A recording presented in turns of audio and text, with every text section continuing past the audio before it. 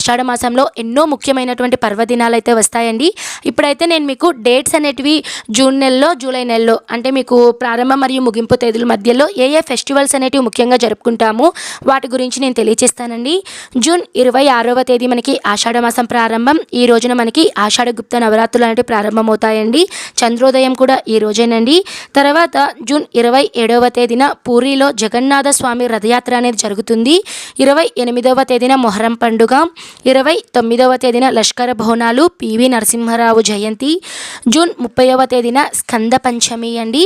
తర్వాత జూలై 1వ తేదీన కుమార షష్ఠి, జూలై 3వ తేదీన మహిషాసుర మర్దిని పూజ, జూలై 5వ తేదీన శాఖవ్రత ప్రారంభం, లక్ష్మీ వ్రత ఆరంభం, జూలై 6వ తేదీన తొలి ఏకాదశి పండుగ, జూలై 7వ తేదీన వాసుదేవ ద్వాదశి, జూలై 10వ తేదీన గురు పూర్ణిమ, వ్యాస పూర్ణిమ, జూలై 12వ తేదీన గురుమూఢమి అనేది ఈ రోజుతో పూర్తవుతుందండి.